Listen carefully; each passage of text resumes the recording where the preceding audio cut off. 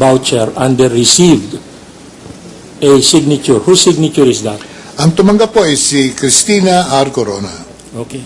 May I request, Your Honor, that this voucher be marked as Exhibit 239. Mark it accordingly.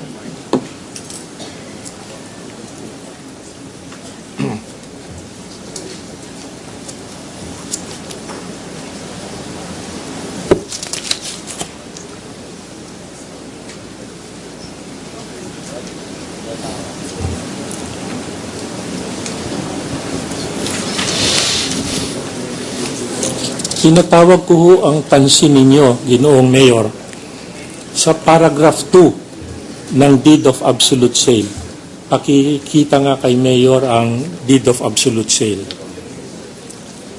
Opo. Na nagsasaad, simultaneously with the payment of the said sum, Basa Guidotti shall voluntarily surrender to the city its owner's duplicate copy of TCT number 76220. Ano ba ang nangyari pagkabigay ng tseke kay Ginang Cristina Corona? Ang akin pong nakita, sa kaalaman ko po, tinurn over po yung, nakita ko po yung titulo at tinanggap naman po ng aming city legal officer and at ni Secretary Season. May I request, Your Honor, that a Xerox copy of the title TCT number 76220 be marked as Exhibit 240. Mark it accordingly.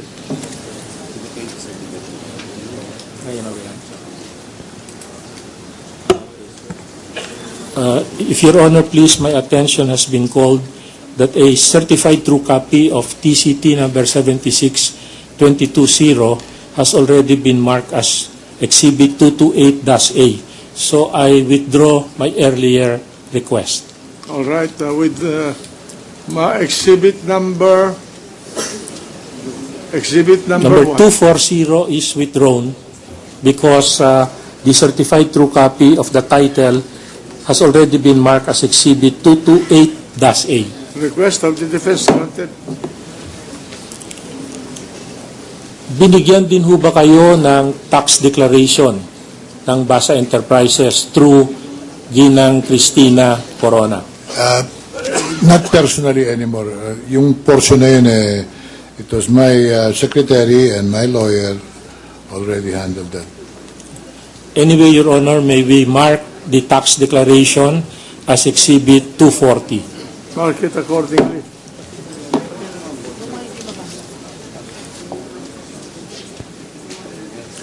Nabasa ko rin po ito.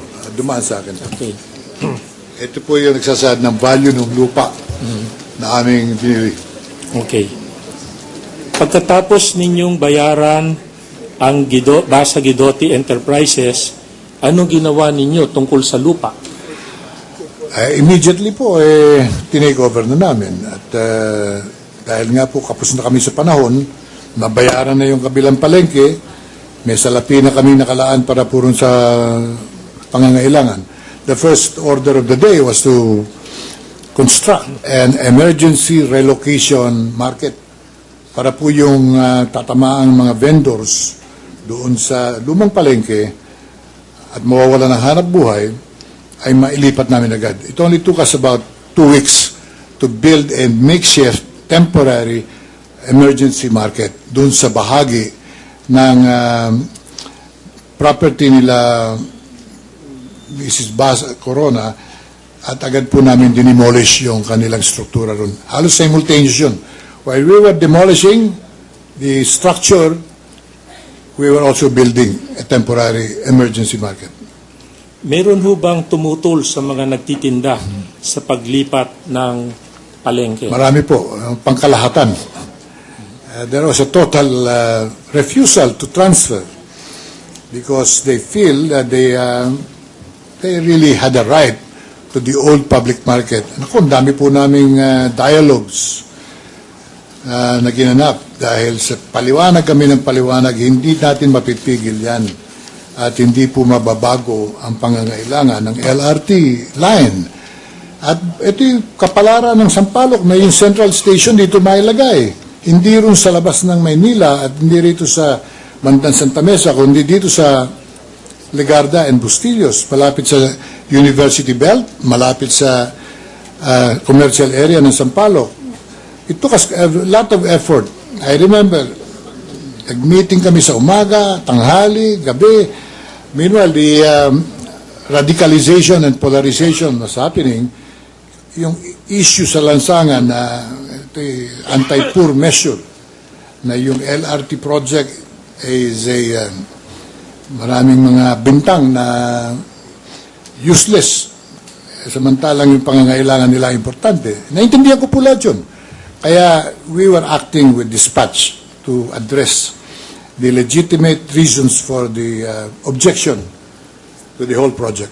What is the relevance of that question to the present impeachment case? Well, I just would like to ask a follow-up question, Your Honor, to show that the City of Manila eventually took possession, physical and legal possession of the property, Your Honor. All right. So, pagkatapos po yun, ay lumipat din po ba itong mga tumitinda sa bagong lugar na dating lupa ng Basa Guidotti? Nung naitayo na namin yung emergency relocation facilities, dahil kailangan ipakita po ninyo na meron silang lilipatang palengke, maski na makeshift, pero mapagtitindahan.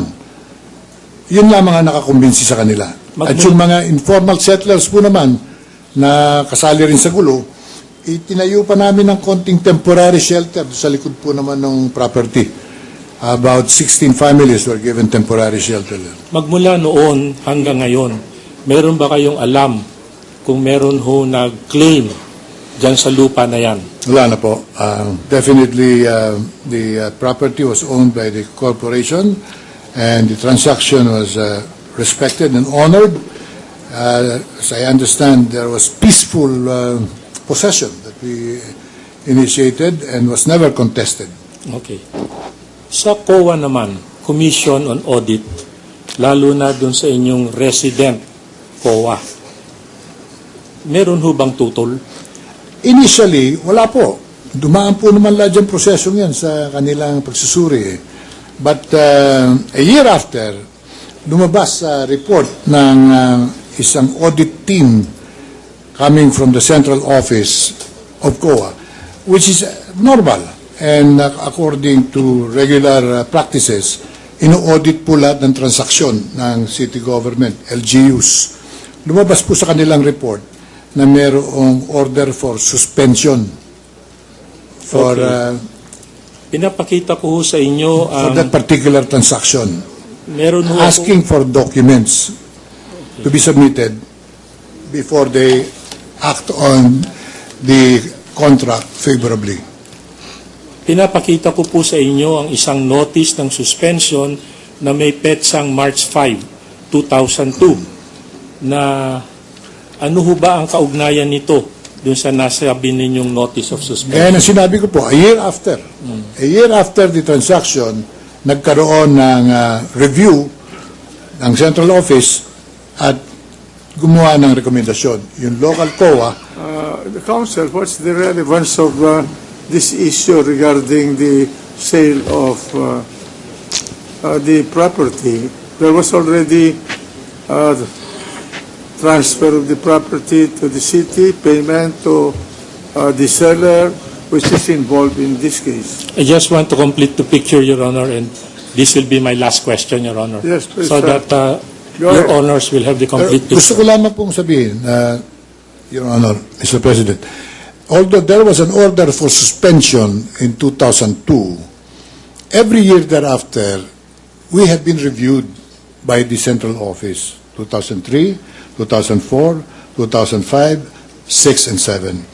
Hindi na po lumabas yung usapin na yan. Meaning, I assume that my people were able to submit the necessary supporting papers that they were asking, that they were demanding, and that removed that particular transaction from the list of suspended transactions. Your Honor, please. May I move to strike out that last portion for being a volunteered statement done without the benefit of a proper question? let it remain into the record. But anyway, Your as Honor, far as may- this court is concerned, whatever is the problem with respect to the transaction between the seller and the buyer is of no moment here. The fact is that money was transferred to Mrs. Corona. May I request, Your Honor, that the notice of suspension dated March 5, 2002 be marked as Exhibit 244. Mark it accordingly. That will be all with the witness. All right. Before the cross-examination, suspension. I'm sorry. 241. Your Honor, we would just like to mark that particular document as Exhibit 11